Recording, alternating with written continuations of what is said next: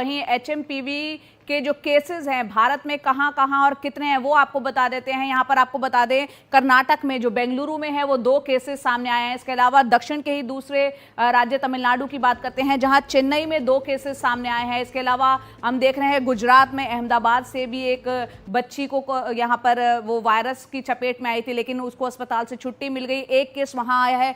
कोलकाता से भी एक केस सामने आया है। तो यहां पर हम देख रहे हैं कि भारत में अब तक जो है वो 6 केसेस सामने आ चुके हैं इस वायरस के। अब साथ ही आपको बता दे रहे हैं कि कौन कौन सी सरकार किस तरह से यहाँ पर अब अलर्ट मोड पर आ चुकी है। इस वायरस का जब से जिक्र हो रही है, चर्चा हो रही है, कर्नाटक सरकार बीमारी को रोकने के लिए हर जरूरी कदम उठाएंगे, ये बयान सामने आया था कर्नाटक सरकार की तरफ से। इसके अलावा तमिलनाडु की सरकार में कहा है, क्योंकि वहां 2 केसेस चेन्नई से आए हैं, कि हालात को हम मॉनिटर कर रहे हैं। दूसरी तरफ अहमदाबाद से केस सामने आया था तो गुजरात सरकार ने जांच के लिए पूरे इंतजाम किए जा रहे हैं, ये बयान सामने आया है। महाराष्ट्र की बात करें तो महाराष्ट्र की सरकार जल्द पूरी डिटेल एक एडवाइजरी जारी करेगी। इसके अलावा आंध्र प्रदेश सरकार बाहरी राज्यों से आने वाले लोगों पर नजर रख रही है, उनका कहना है। ओडिशा सरकार ने कहा है कि हम किसी भी स्थिति से निपटने को तैयार हैं।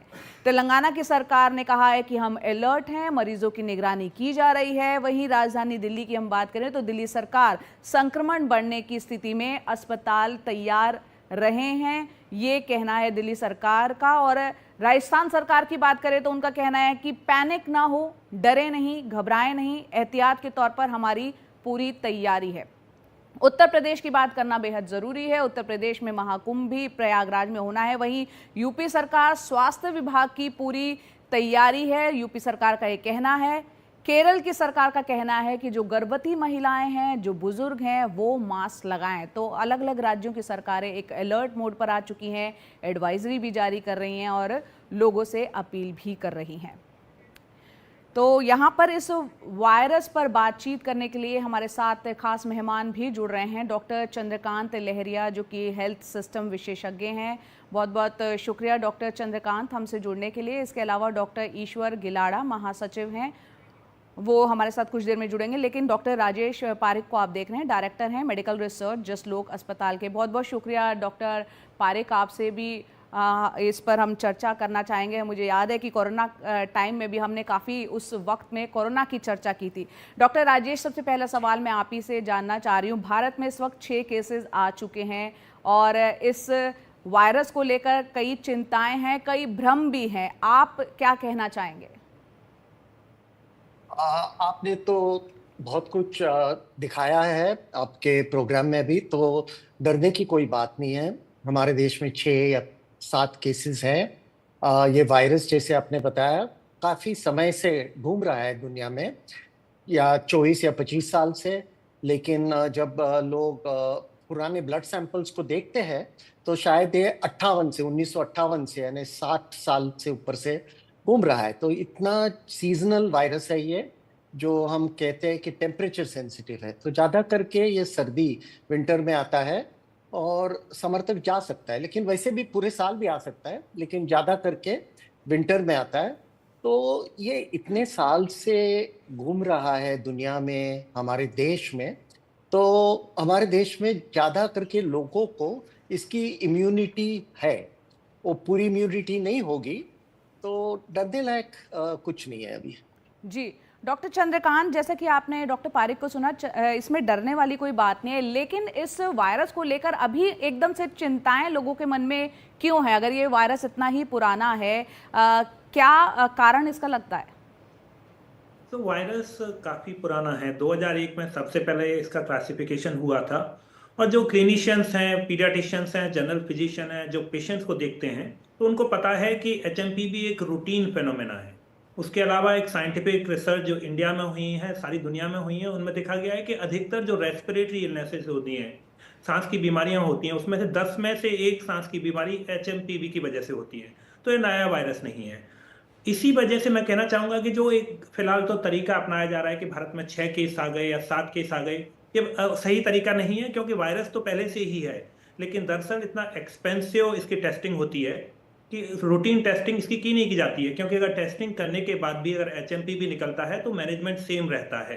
तो ऐसी परिस्थिति में टेस्टिंग नहीं की जाती और हम नहीं जानते, लेकिन जब भी टेस्टिंग की जाती है 1 in 10 आता है। एम्स से स्टडी हुई, जिपमर से स्टडी हुई है, तो वायरस पहले से उपलब्ध था। आता हूँ सेकंड पार्ट पे कि क्यों इस पर अधिक चिंता की जा रही है। मेरे ख्याल से ये थोड़ा एक्सेसिव रिस्पॉन्स है जो इंडिया में किया जा रहा है कि दरअसल काफ़ी सारे मीडिया में, बाकी दुनिया में इस पर इतनी अधिक खबर नहीं है, लेकिन इंडिया में जो हमारा रिस्पॉन्स है, जो अप्रोच है, वो थोड़ी सी एक्सेसिव प्रिकॉशन की है, उतनी ज़रूरत नहीं है और इससे लोगों में पैनिक भी आ रहा है। वायरस पुराना है, कॉमन है। एक अंतिम बात मैं कहना चाहूँगा कि यूजुअली देखा गया है कि 5 साल तक की उम्र तक, जब यूजुअली वायरस बच्चों को अफेक्ट करता है, जब तक बच्चे 5 साल के होते हैं तब तक 90 से 95% बच्चों में इसका संक्रमण हो चुका होता है और अधिकतर असिम्प्टोमेटिक रहते हैं। और एक बार संक्रमण हो चुका होता है तो उसके बाद फ्यूचर में कभी एक्सपोजर होता है तो उससे असिम्प्टोमेटिक इलनेस रहती है, इसलिए किसी भी तरह की डरने की बात नहीं हो। अंतिम बात, ये न्यू वायरस नहीं है, इसलिए हम इससे प्रोटेक्टेड हैं। हमें इस बात पर नजर रखनी होगी कि जो चाइना से खबर आ रही है उसमें क्या वो नोवल वायरस है, लेकिन फिलहाल ऐसा कोई संकेत नजर नहीं आता, क्योंकि नोवल वायरस या न्यू वायरस होता है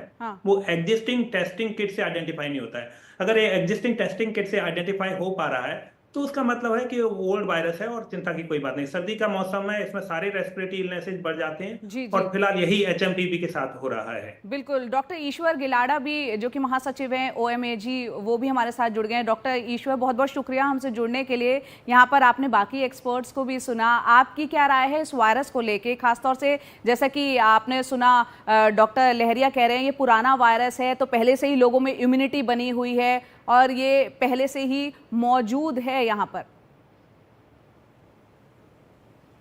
ये पहली बार ऐसा लग रहा है कि ये पैनल पूरा कोहेसिव है, सबके ओपिनियन वही है। हम पहले तो बच्चों को डरा देते हैं, लोगों को डरा देते हैं और फिर बोलते हैं कि नहीं, डरने की कोई जरूरत नहीं है। तो जिस ढंग का माहौल फिलहाल बना हुआ है, हर जगह चीफ मिनिस्टर और हेल्थ मिनिस्टर मीटिंग कर रहे हैं, एडवाइजरी इशू की जा रही है। इसमें एडवाइजरी की क्या मतलब, क्योंकि फिलहाल 1-2 सीजन में वायरस आते हैं, ठंडी के मौसम में और थोड़े वायरस आते हैं बारिश के बाद। इन्फ्लुएंजा ए है, इन्फ्लुएंजा बी है, आरएसवी वायरस है, माइकोप्लाज्मा वायरस है, ये खुद एचएमपीवी वायरस है, ये पहले से है। चाइना में भी फिलहाल मिक्स ऑफ वायरसेस चल रहे हैं, चाइना में भी खाली एचएमपीवी वायरस नहीं है। और किसी चीज को चाइना या पाकिस्तान का नाम लगा दो तो अपने आप में बहुत बड़ा इशू बन जाता है। तो इस ढंग का माहौल है, तो हमें ये जरूरत है कि हम चौकन्ने रहें। लेकिन चौकन्ना किसने रहना है? साइंटिफिक कम्युनिटी ने, गवर्नमेंट के डिपार्टमेंट ने। लोगों को चौकन्ना करने की जरूरत नहीं है। जब उस समय ऐसा मौका आएगा कि बहुत ज्यादा फैल रहा है और उसके वजह से बहुत ज्यादा मॉर्बिडिटी हो रही है, मॉर्टेलिटी बढ़ रही है, तब हमें चौकन्नी करने की जरूरत है। ये वायरस आता है, जाता है, छींक आती है, थोड़ा सर्दी हो जाती है, सर दुखता है, 3-4 दिन में डायग्नोसिस होने के पहले तो वो पेशेंट अच्छा हो जाता है। हमें खाली छोटे बच्चे जो 1 साल के 2 साल के नीचे जिनकी इम्यूनिटी बनी नहीं है, या जो बुजुर्ग लोग हैं जिनकी इम्यूनिटी कम हो रही है, ऐसे जो इम्यूनिटी लोग हैं उनका ध्यान रखना है।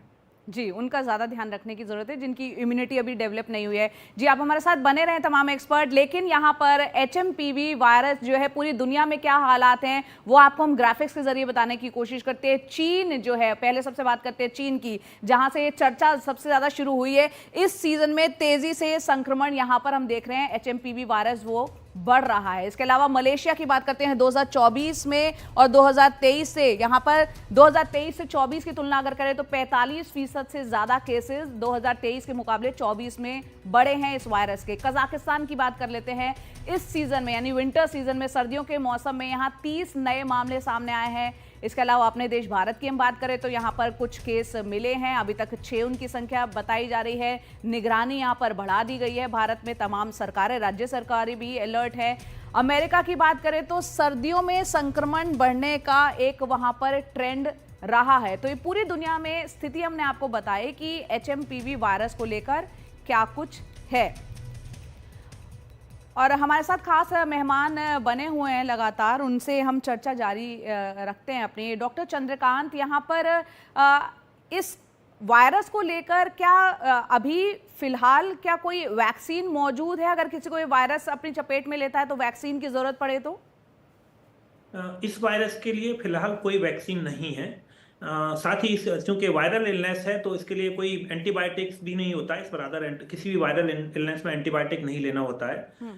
HMPV के जो सिम्टम्स होते हैं किसी भी कॉमन कोल्ड या फ्लू की तरह होते हैं, जिसमें रेस्पिरेटरी सिंसाइशियल वायरस हो गया, इन्फ्लुएंजा वायरस हो गया, कि व्यक्ति को बुखार आता है, खांसी होती है, सांस लेने में कभी कभी गंभीर स्थिति होने पर दिक्कत होती है, रनी नोज होती है। तो इन सब अधिकतर ये जो कंडीशंस होती हैं सेल्फ लिमिटिंग होती हैं, व्यक्ति अपने आप ठीक हो जाता है। और रेयर केस में कि गले में घरघराहट और छाती में घरघराहट वगैरह हो सकती है, उस केस में अस्पताल में लेके जाना पड़ता है। लेकिन मैं फिर से दोहराना चाहूंगा कि ये ओल्ड वायरस है, इसमें अधिकतर लोग एक्सपोज हो चुके हैं। क्योंकि इसमें इतनी गंभीर इलनेस की संभावना नहीं होती है, तो इसको अभी तक वैक्सीन के लिए प्रायोरिटाइज नहीं किया गया है। साथ में वायरल इलनेस के ट्रीटमेंट है कि एक बात कहने की है कि ऐसा नहीं है कि इसके जांच करने के लिए टेस्टिंग सर्विसेज नहीं है। इसको इजीली जो काफी कंप्रिहेंसिव वायरल टेस्टिंग होती है, उसमें HMPV टेस्टिंग एक कॉमन प्रक्रिया है। लेकिन होता यह है कि HMPV टेस्टिंग का जो अगर हम इसको भी इंक्लूड करना चाहते हैं तो उसकी कॉस्ट हाई होती है, तो इसकी टेस्टिंग आसानी से अवेलेबल है। बिल्कुल और डॉक्टर, अंत में एक बात और मैं जी जी जी उनको भी एक बात जोड़ लेते हैं। यहाँ आपने डॉक्टर साहब को सुना, डॉक्टर राजेश, यहाँ टेस्टिंग को लेकर क्या ये टेस्ट इतना महंगा है कि हर किसी की पहुंच में नहीं है, वो सस्ता होना चाहिए, ऐसा लगता है?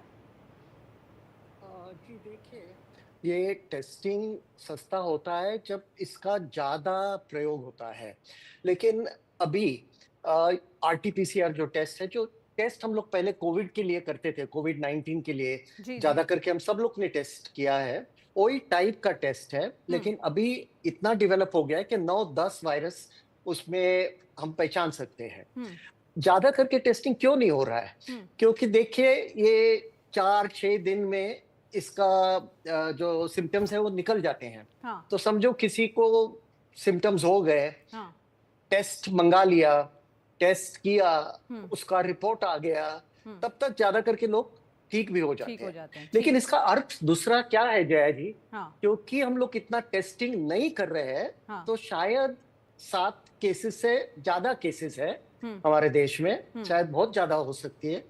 तो हमको सिर्फ सावधान रहना चाहिए, तो टेस्टिंग, ज्यादा फिक्र नहीं ट्रीटमेंट और करनी चाहिए। ट्रैक करना, ये तीनों चीजें TTT जिसे कहते हैं, बहुत जरूरी है। डॉक्टर यहाँ पर पारिक, डॉक्टर चंद्रकांत और डॉक्टर ईश्वर, आप तीनों का बहुत बहुत शुक्रिया इतनी अहम चर्चा हमारे साथ करने के लिए।